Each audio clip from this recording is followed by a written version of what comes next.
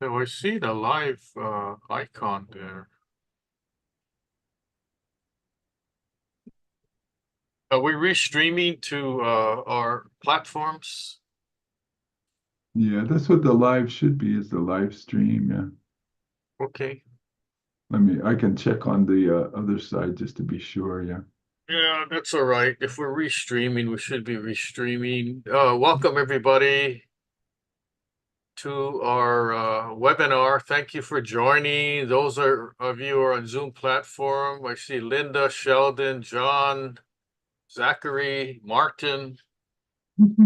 Uh, the list is too long, but we got some people from Hawaii and also from the United States. We even have some people, although I can't really tell, but they're from different parts of Europe and stuff. So let me get started here and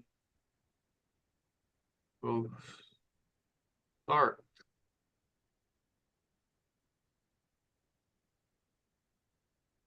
Okay, welcome everybody. Thank you for joining us. This is Martin Pea, Lance Luke here, part of the Ask the Building webinar series.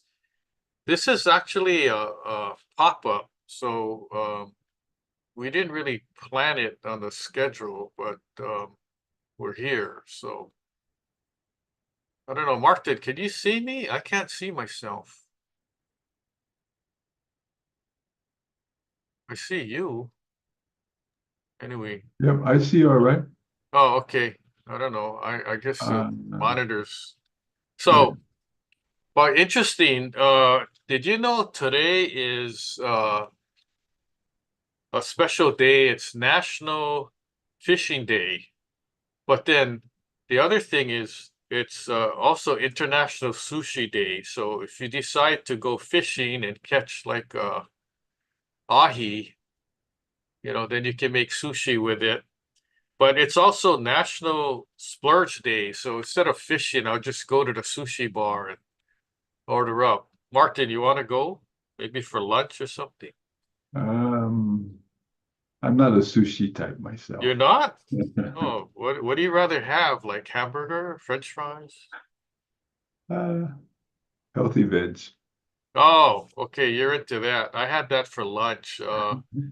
Salad that had no meat in it. And then after about 2 hours later, I was hungry again. I had green salad, cucumbers, tomatoes, and that kind of stuff. So, Hey, uh, Lance, before you go on, I don't see your presentation on there, so it's just showing us. So you want to it's make just sure, showing us. Okay. yeah, just showing us. So Thank you. get, So let get the me, presentation up. what happened to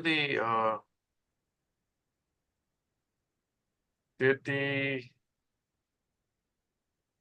I guess I gotta go back and reshare it then. You just got it, yeah. Okay, let me start all over. Okay. Technical difficulties. Do you see it now? Yes, I do. Exploring the unseen dangers in everyday structures. Okay. Well, I don't know what happened. First, the PowerPoint reverted back to the program, and then it just stopped sharing. So, are we good now? Looks good. Yeah, Okay, I see so the presentation.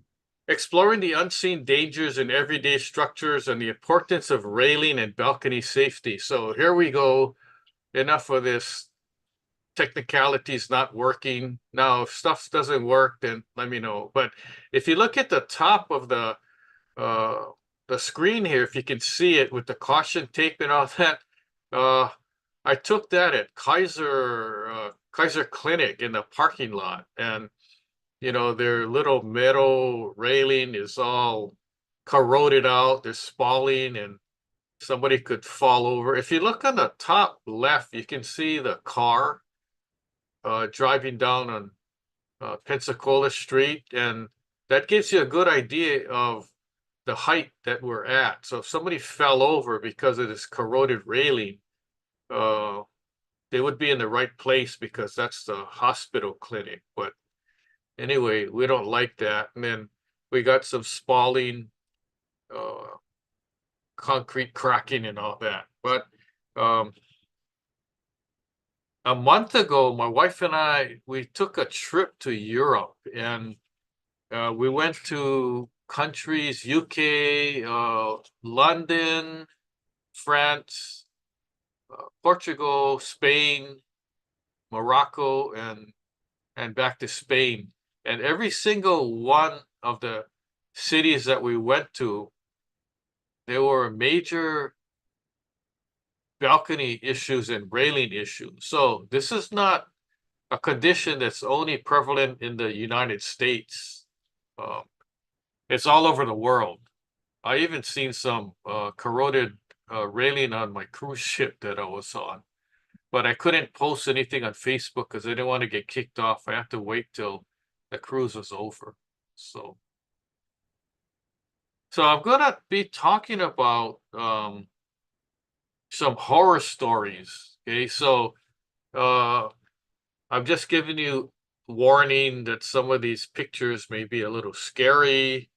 Um, I'm even thinking about writing a book called um, When Walls Talk.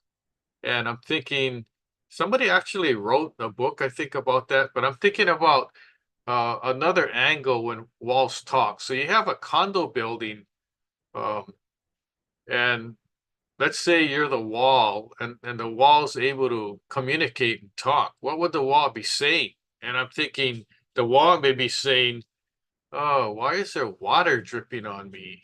Because the roof leaks." Or suddenly, I'm kind of hot. Well, there's a short circuit in your electrical. Or, um, there's some water dripping down that doesn't smell good. Well, that's your cast iron drain pipe leaking. Or there's some cracks and all that that's spalling or corroded railing.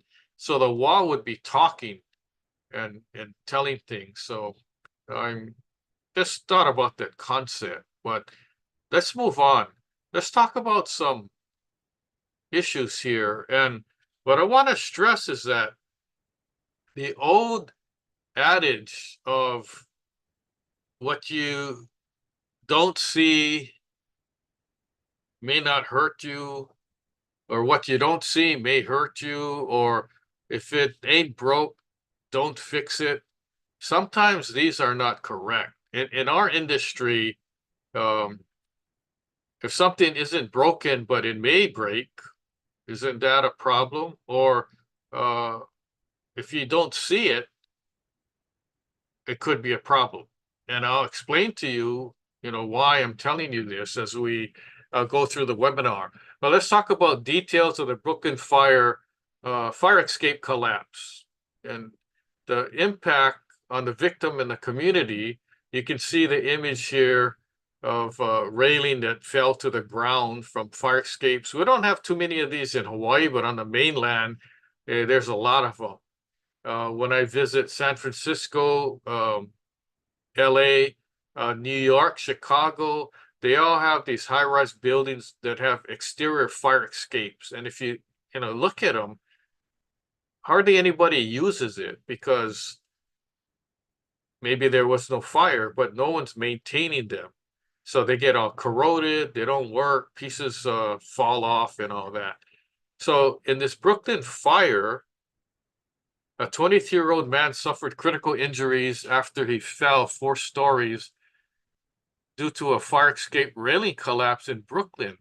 The accident occurred on Belfort Avenue, and this highlights the urgent concerns regarding the safety and upkeep of urban infrastructure or all these old buildings. They may fix spalling on the building, but they ignore their fire escape.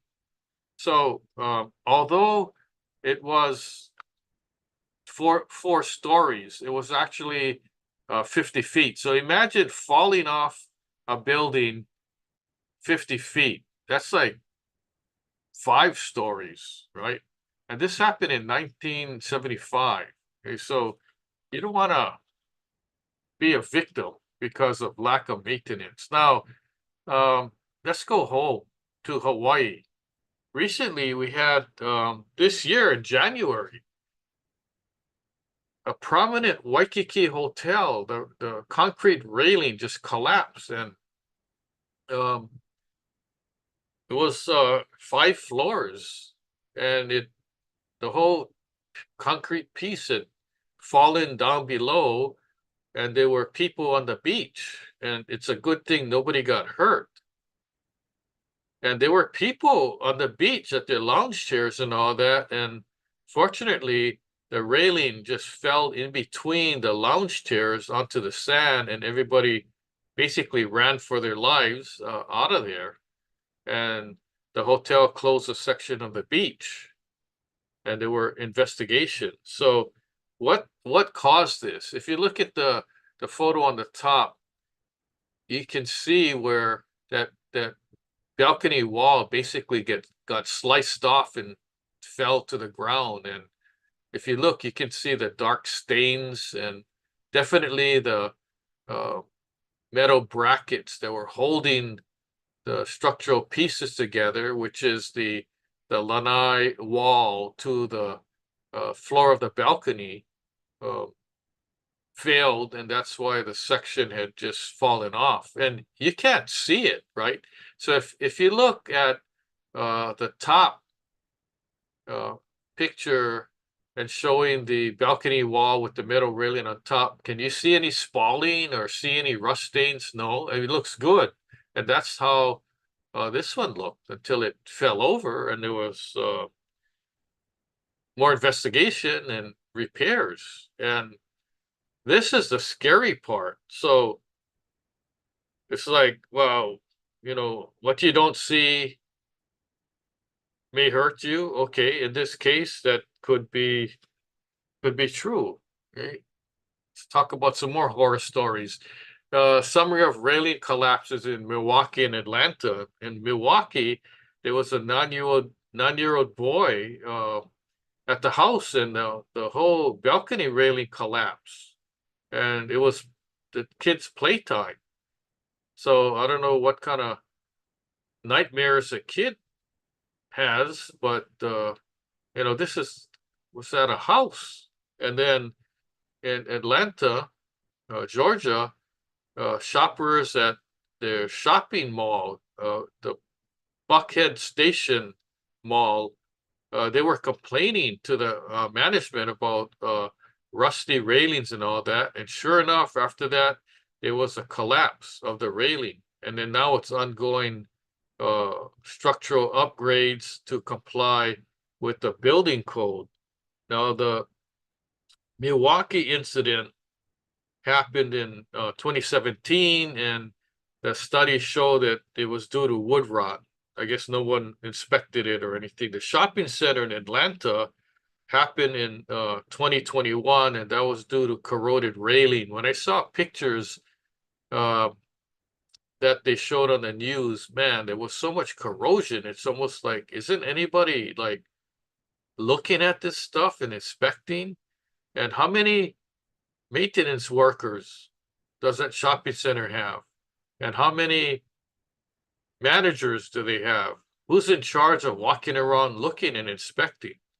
Now, nobody got hurt, but can you imagine if someone got hurt and now they hire a personal injury attorney? These are the questions the attorney is going to be asking. They would hire an inspector, and the inspector would comb through the records, maintenance records, repair records, who actually inspected. I want to see your inspection reports. And then if it's discovered that there was, no inspections, or the people that actually inspected weren't qualified, I mean, that's a losing case there, right?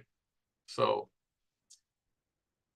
let's talk about major past railing and balcony failures some more. If you look at this picture, looks like condominium.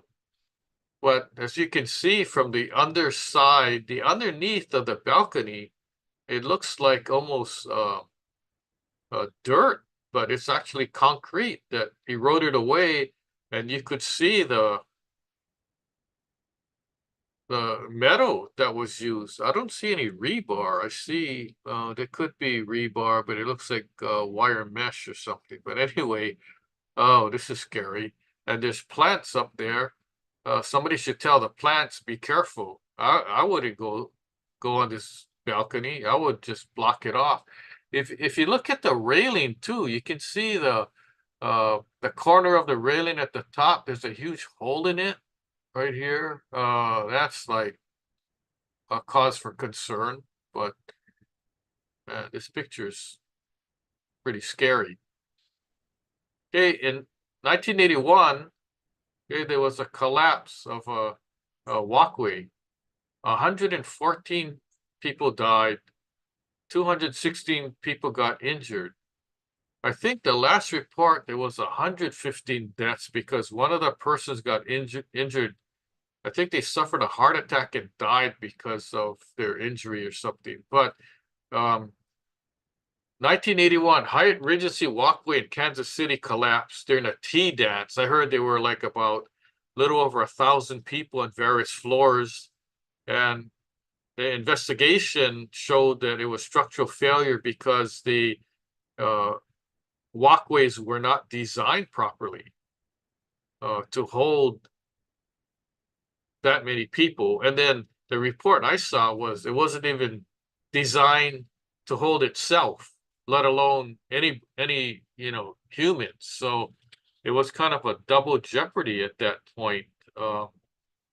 Poor design. So that's what happened. Okay, and then there's another one. 2015 incident, you probably heard it on the news. This balcony collapse. There were 5 students from Ireland. And then there were some students that got injured. So Berkeley, California, in 2015, balcony collapse at a property known as the Library Gardens Apartments. They were having a party and then the whole thing collapsed. And you can see from the picture, and then the students, fell to the ground. It was discovered that it was caused by dry rot because they didn't have proper flashing. So whoever did the construction and the design didn't inspect too carefully, and that's what happened. So 6 students died, 7 got injured due to poor design, construction, and maintenance. Okay, so that's just a heads up. Let's come back home, Honolulu, Hawaii, Ala Moana Shopping Center, the biggest outdoor shopping mall. There was a man celebrating his 21st birthday. Him and his friend fell 3 stories, and his best friend died. And what I want to point out is 3 stories only, right? So fatal railing collapse at Ala Moana Shopping Center led to a lawsuit.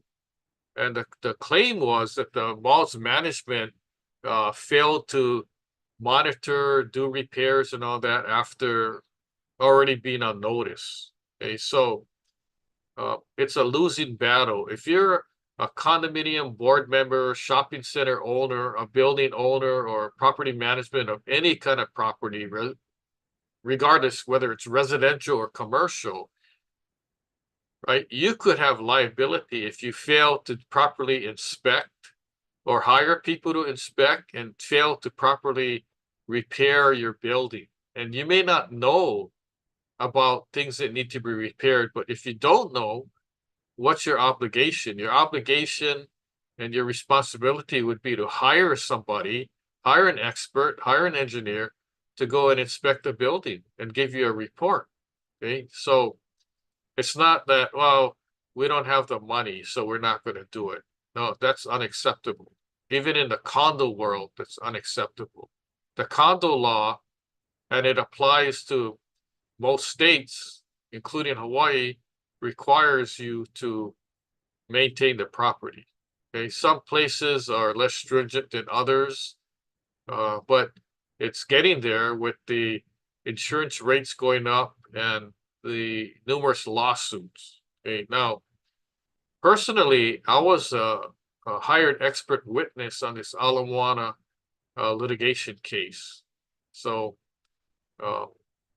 it was a situation of proving negligence on the part of the shopping center owner. And that was pretty easy because I had photos from 10 years before the accident showing spalling areas and corroded railing and so forth. And you may ask, well, the other opposing attorney side asks, well, why did this guy have photos from 10 years ago? Is he like a psychic? He knew there was going to be a problem? The answer is no. In my normal course of day to day, when I have meetings at shopping centers, restaurants, or I'm going to do shop, when I park my car and I walk from my car to the mall, if I see spalling, corroded railing, or anything out of the ordinary, I take pictures and I post it on Facebook. So that's how come I knew. So let's talk about Kalihi. There was this apartment building, right, made out of concrete and masonry, CMU wall. In 2018, section of the railing, and this is not metal railing now, it's CMU block tile, and 2 men fell 10 to 15 feet, serious injuries. They had to call 911, the EMT came, ambulance, fire engine, and then after that there was an inspection, Honolulu Fire Department and DPP, the building department. And when I got to the site, you could see all the rubble on the ground and red spots, which is blood stains and all that. It was not a pretty sight. And I discovered that that building had about 300, it was in a 3-story apartment building. And I was on the news, interviewed on the news, and I estimated they had about $300,000 of spalling repair work. I didn't go back after to see what happened, but these kind of situations, I still get kind of shaken up, when it involves safety and people get injured and all that. The worst is when I'm called to go look at after a fire, and I discovered that people had died in the fire. That's like, I don't even want to be there. But okay, so do you see the slide here? It's blank, right? So when I ask clients or people say, can you come and inspect my condo building or office building or church? And we're talking about balconies or railing. And I asked them, how often do you inspect your railings, right? And I get this blank look. And that's what you see, a blank slide, right? Now, they don't have an answer. And so I got to guide them. I said, well, do you ever inspect? Oh, no. Do you have like a inspection program or no? And so when I ask these questions, the answer is no, no, and no. Then I'm thinking, well, you guys need some help here. Now, if you're a board member of a condo or property manager of a condominium project building, here's a heads up. Okay, your takeaway today is have some kind of program, have an inspection program. You have maintenance workers, train them. You have a site manager, resident manager, train them. You don't have one, your building's too small, you're on a board, train yourselves, right? The property manager has to be trained. Oh, you might say, oh, well, we don't know how to do it. We don't have a report form or whatever. Okay, you know what? I can help you. I wrote a book, How Safe is Your Building? And in that book has a report form you can use. You can scan, you can use that. You can tweak it to your building, right?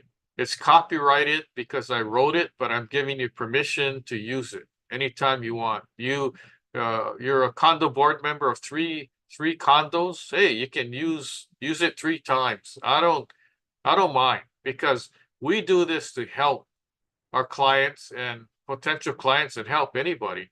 And that's the reason. And you can get the book and the report for free. I'll tell you how to do it. But I don't really like looking at blank screens. So can we move on? Okay, let's move on. Talk about routine inspections. Okay. Periodic or routine inspections are critical for safety. Now you may ask, well, what is a routine? How often should we inspect? Well, if your building is 20, 30, 40, 50 years and you never inspected it, well, I think you're 50 years behind, right? And don't tell me, oh, well, we had a reserve study. So isn't that counted as an inspection? The answer is no, not really. The reserve study provider only comes one day to your property. He's not your inspector. He's only looking for reserve study components if he's doing a level 1, right? If he's doing a level 2, level 3, he's not even coming to look at your property. Okay, so what's the takeaway? You're going to do it yourself and train yourself, or you're going to hire people to do it for you. And there's many qualified inspectors who are also construction managers or own construction management companies that can do that for you. I recently inspected uh, a school and looked at all their railing, and I'm coming up with a repair plan. So um, just keep in mind that these are important. I'm not just telling you these things, although the argument could be, the building department doesn't require us to inspect. The building department inspectors don't even go to your property to inspect unless somebody calls them or there's a complaint. Okay, so think about that. If the local jurisdiction, your local building department, wherever you are, right, Hawaii, the US, or anywhere in the world, if your local building department doesn't require inspections, does that mean you don't have to do any? I don't think so, right? So what else do we have? Role of structural engineers and certified inspectors in preventing collapses. You don't want your balcony to fail or collapse, then hire a structural engineer to go check, or hire a inspector to go take a look. And if the inspector is not an engineer and looks and says, I think I got to refer you to a structural engineer. Okay, well, that's a red flag already, right? So are you going to say, oh, thank you for the referral, but we have no money to hire the engineer, so we're just going to not do anything, right? Wrong answer. Okay? You have to be proactive. You know why? If you don't think that I'm telling you the truth or the facts, you can call up uh, a personal injury attorney or a condo attorney and ask them, oh, if I don't have an inspection done and there's a failure, am I going to be liable?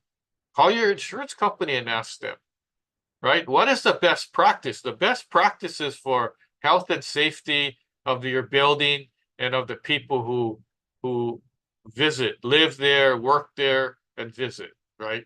That's the best practice.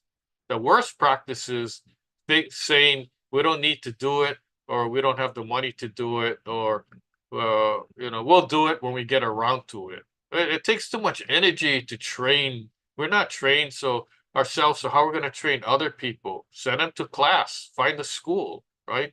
Call me up. I'll be willing to go to the property and walk to them. Although if you're watching from anywhere in Europe, you have to pay my airfare, Martin and I, to fly over there so we don't spend, we're not, spend one day training you guys. That's fine.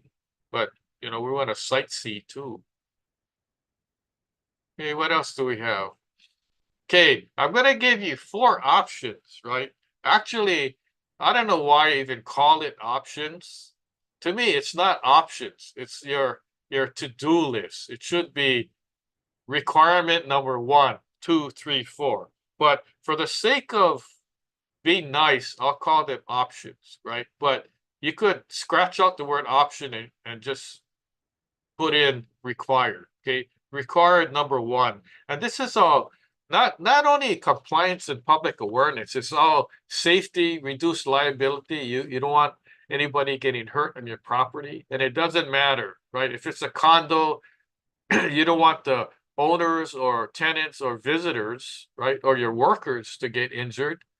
If it's a office building, shopping center, you don't want anybody to get injured. Okay, so what is number one?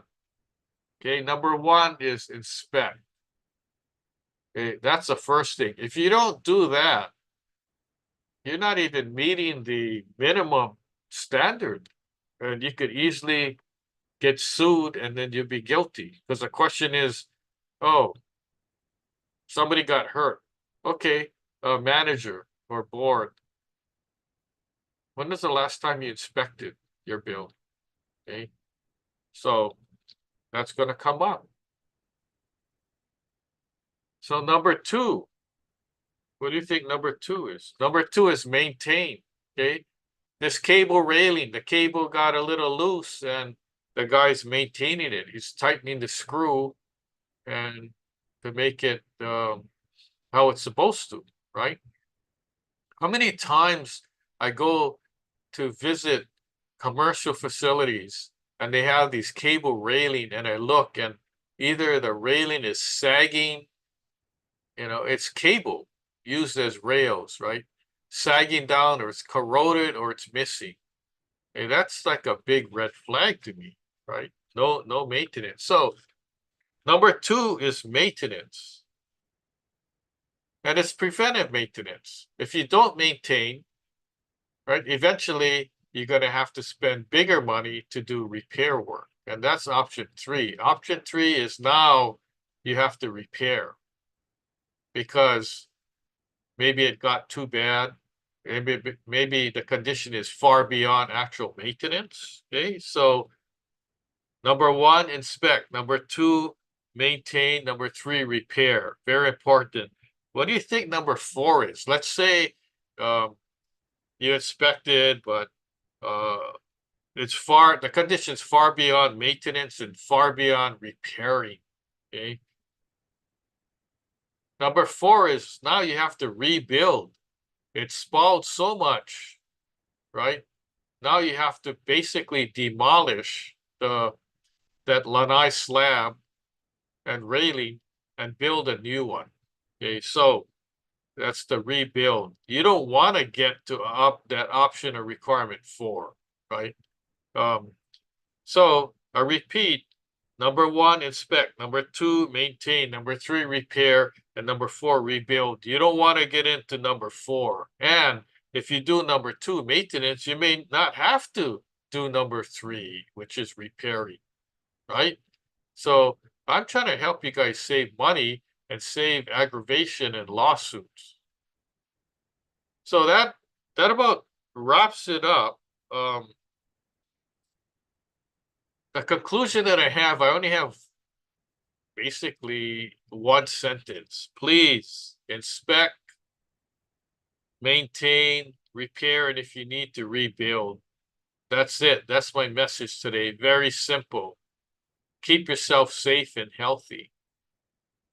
Now, what you miss, we've given a lot of webinars on all different things: hurricane ties, roofing, cast iron piping, concrete spalling repair, railing, building code, contractor licensing.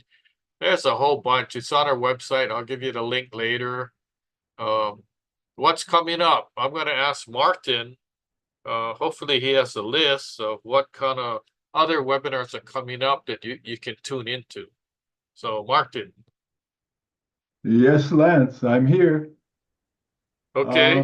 Yes, as far as what's coming up on Ask the Building Expert, you have fire sprinklers, who needs it, in July. You have the Sagrada Familia, a masterpiece of art and architecture. Also at the end of July, that's one of your special add-ons that we've added this month. In August, we have top 10 costly condo renovation projects. In September, construction terminology, what's the mumbo jumbo? October, we have history of major disasters in Hawaii. That'll be a good one. And November, smart condo management, new tech for asset care and legal insights. And finally, in December, Real Estate 101, licensing, ethics, and AI marketing.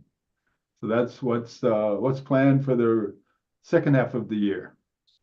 Okay, thank you. Yeah, they sound interesting. I think I'll tune in to those and see Yeah, what's up. So, look forward to seeing you there. oh, okay, thank you. So, let me see what's next. Although I have a question here. Okay, here's our website, askbuildingexpert.now.site. Do you want to get tuned in, see what kind of other webinars you missed that you want to watch? It's there.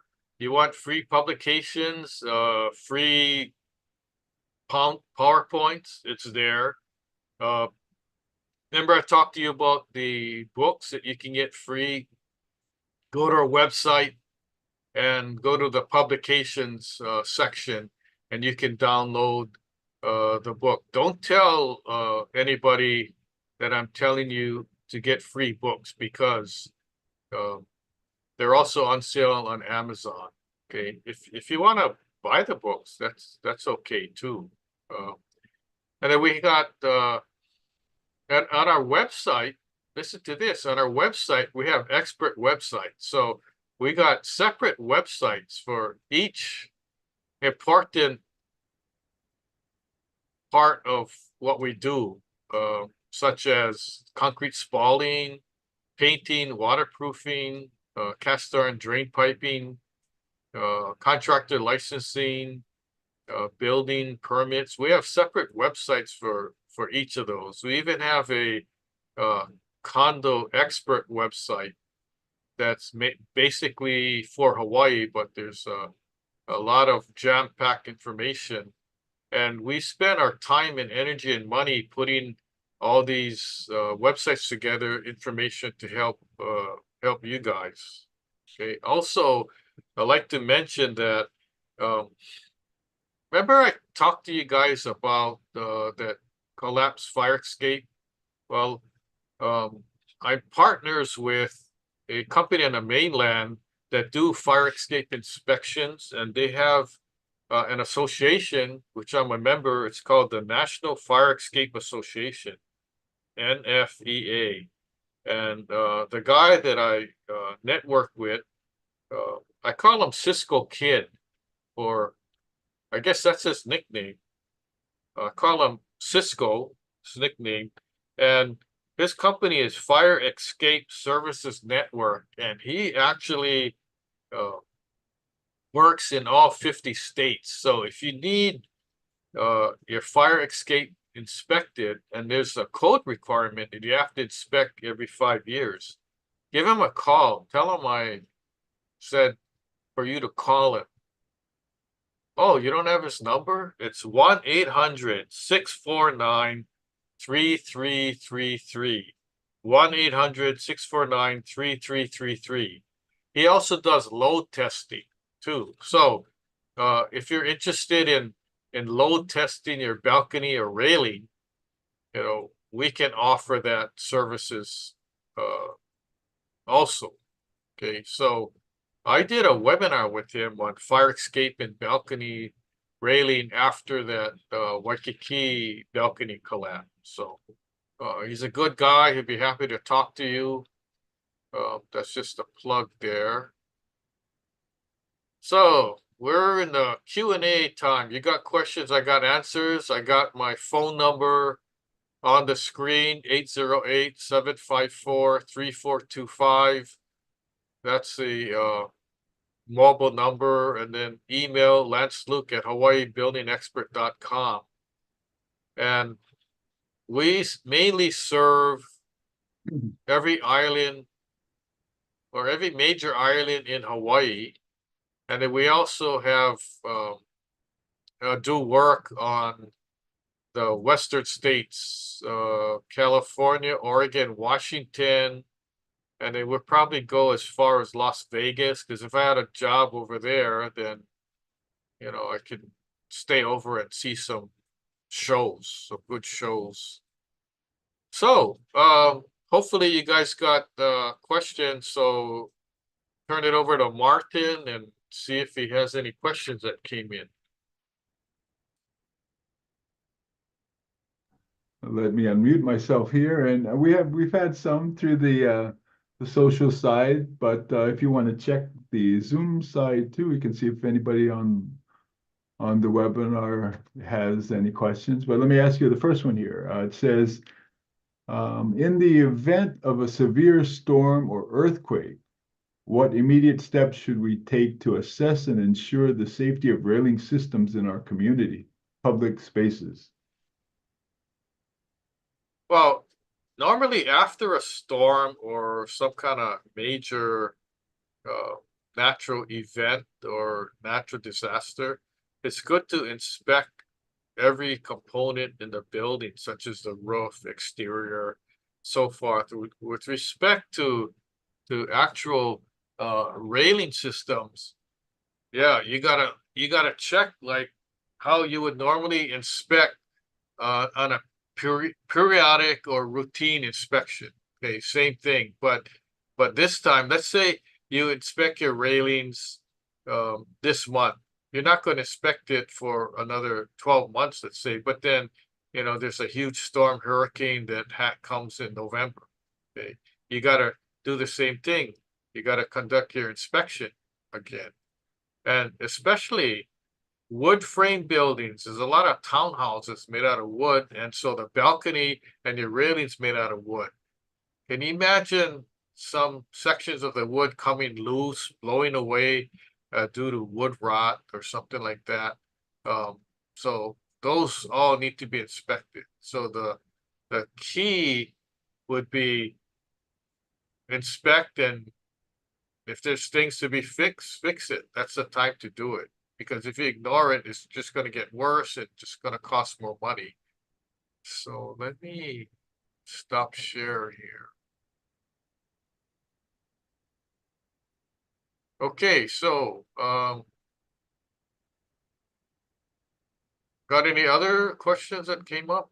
Yep, I get a couple more here. The next one was for older buildings that may not meet current safety codes. What are the most critical considerations when planning to retrofit railings and balconies to prevent future collapse? Okay, so here's the situation. Buildings built in the 50s, 60s, 70s, the code was more lax back then. So, the the vertical pickets on a rail. In the old days, the spaces between the pickets were allowed to be a lot bigger, so a kid or a pet could just fall through. Okay, so through time, every 3 years, the building code changes, and the current code today, which is probably the same code that existed from maybe the 80s or 90s, that uh, the space between the pickets cannot be more than 4 inches in diameter. So um, in the industry, the diameter of a tennis ball is 4 inches. So if you can fit a tennis ball through the railing, then the railing is too wide. Okay, so that condition is grandfathered in. So you want to maintain and keep your railings in good condition so you don't have to repair it. I mean, replace it. If you have to repair it, it doesn't cost as much as trying to replace it, because now you got to go through a whole engineering design in order brand new railings, and railings are very expensive. Okay, now this holds true whether it's your railings made out of wood, metal, glass, or whatever kind of material. Okay, it has to be uh, safe. So try not to neglect, because if you have to do a whole retrofit and install new railings, it's super expensive. You want to keep your existing railings intact and fix little sections as they need to, even if you have to weld sections or do some concrete spalling repair to get to the base plate or the bottom post. Okay.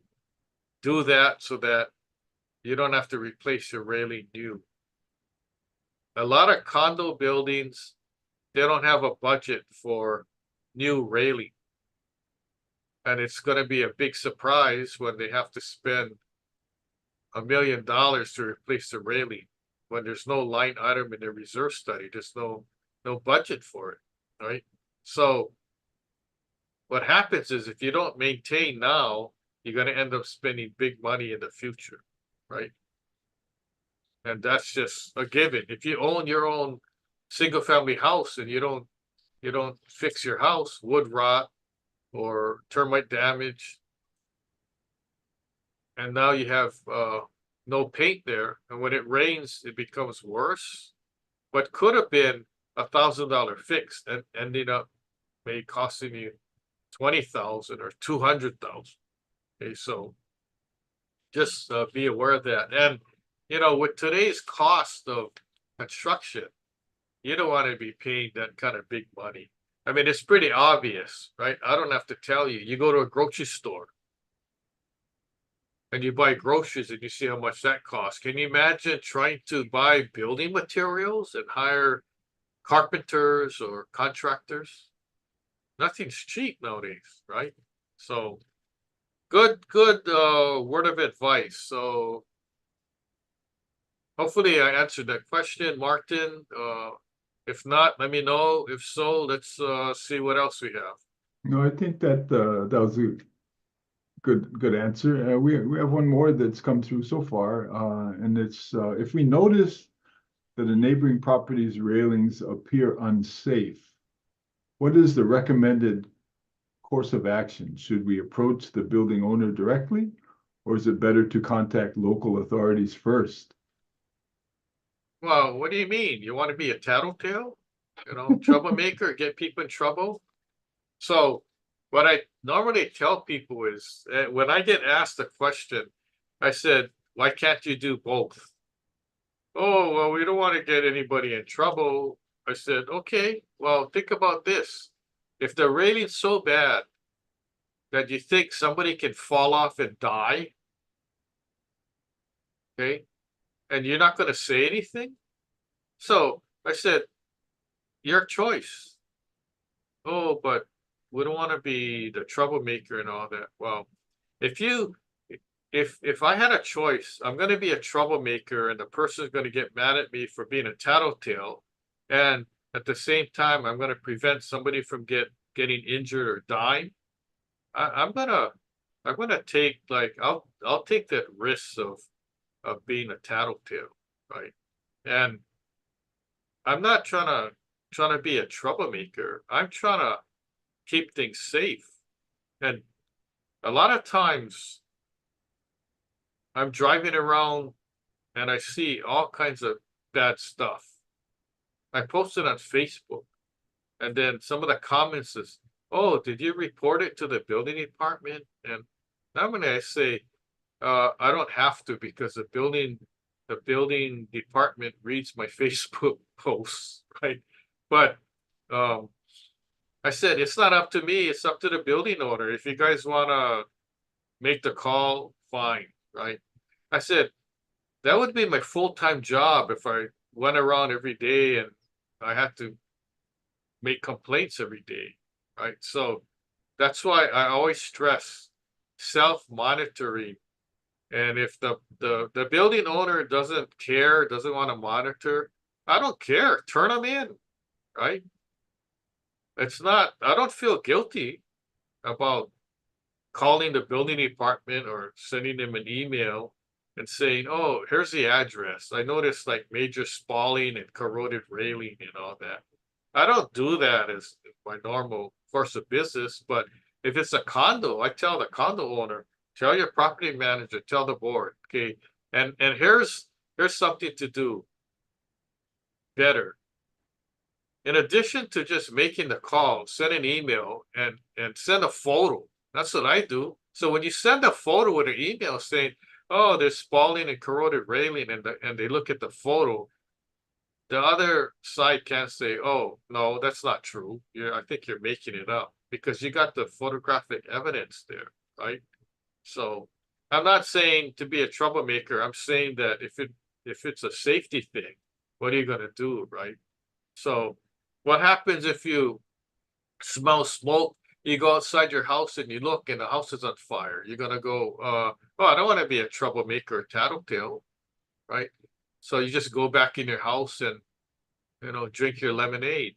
No, that's not the right thing to do. You want to be proactive, and I stress being proactive. You should see some of the things that I see, and it's bad. It's very bad. And I got used to people not maintaining their property, especially condos, because they say they don't have any money. And I say, can you show me in the condo law 514B where there's any kind of provision where if the condo doesn't have money, it doesn't have to fix their building? I say, you know what? I'll save you time. Don't even do that. I know it's not there. So there you go, folks, right? So no excuses. Just get it done. And condo board members go, we don't have any money, so how are we going to fix? And I'm getting into condo law here, but I said there's only two things that you can do. One thing is you got to find the money. How do we do that? It's either special assessment or get a loan. Why can't we raise the maintenance fee? Said you can't raise your maintenance fee. You have $4 million of work that you do. How much is your maintenance fee now? Oh, it's 600 a month. I said, okay. So if you raise your maintenance fee to cover the amount of work, guess what? You're going to be paying 2,000 a month in maintenance fee. Oh, well, we can't do that. So I said, you have only two options: special assess or get a loan. Oh, the owners are going to get mad if we you know assess them. I said, so what? Can't help it. Welcome to the real world. That's life. You're a board member. That's your duty. Your duty is to fix the property. Your duty is not to be friends so people like you, and you're going to not raise a maintenance fee or not fix your building because you don't want to charge them. If you're thinking as a board member that that's what you're supposed to do, then you don't belong on the board. Sorry, right?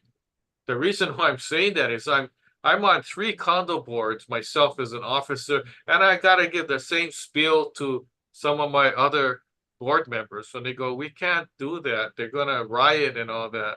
Well, then you have to do your job. Sorry, right? I don't want to be the bearer of bad news. I'm in front of 200 people at a town hall meeting saying, we're going to need to assess each of you $30,000. You can either write a check or pay cash because we need to fix your building. And they're like, well, what are you going to fix? Well, only the cast iron piping. Well, what about spalling repair? What about our elevators? Oh, that's not included. And they're like, I don't think we like you. Said, I'm not here. This is not a popularity contest. I'm here to fix the building. As a board member, that's my duty.